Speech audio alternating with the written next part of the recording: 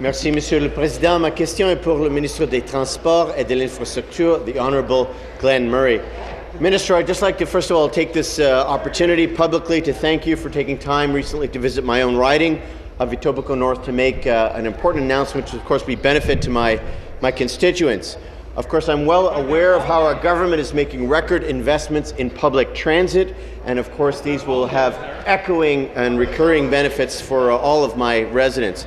My constituents rely, Speaker, on GO trains and buses to get to and from work and school, as well as, of course, transport family, friends and visitors to our vibrant community. The GO system helps to reduce congestion on the roads and helps to keep our air clean. Minister, I'd ask you to please inform this House and through this chamber as well, my own residents, about some of the details of the transit investment that we recently announced together. Thank you. Minister. Thank you very much, Mr. Speaker. And I want to thank my friend from Etobicoke North, parce qu'il n'est pas français en temps de temps ici, qui est très important.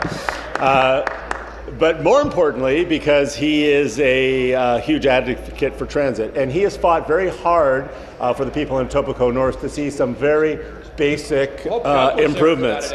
What we're seeing right now at the Etobicoke North Station, Mr. Speaker, is an expansion of the platform so it can handle 12 car trains. Very importantly, the station is being rebuilt so it can be wheelchair accessible, which is a huge priority for us to ensure that we're meeting our commitments to university accessibility.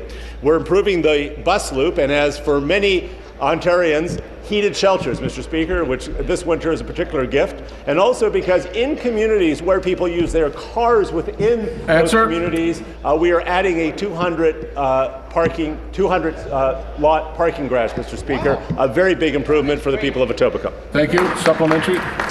Thank you, thank you, Speaker, and thank you, Minister. I'd like to, of course, formally and officially thank you for the update and the upgrade to the Etobicoke North GO station. I know my community continues to benefit from the ongoing investments that our government is making, whether we're talking about healthcare, community safety, or in this case, transportation and infrastructure.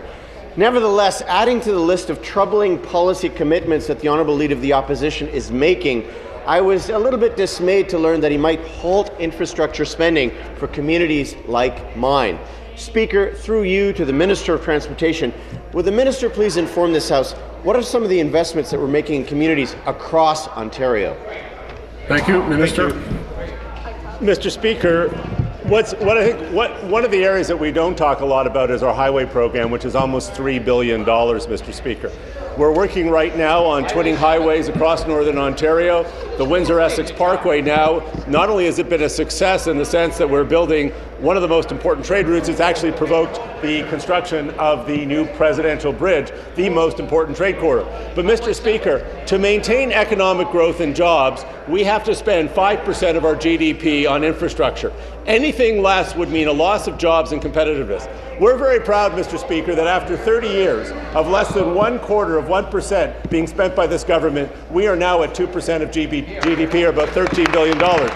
The municipalities, Mr. Speaker, are doing their job. They've reached the 1% goal of GDP. The federal government, Mr. Speaker, as Mr. Flaherty, when he said in this House as the finance minister, I commend him. He's been incredibly consistent. He's now got the federal government down to somewhere between 1/4 and 1/2 of GDP, which will kill jobs and undermine the future of our economy, Mr. Speaker.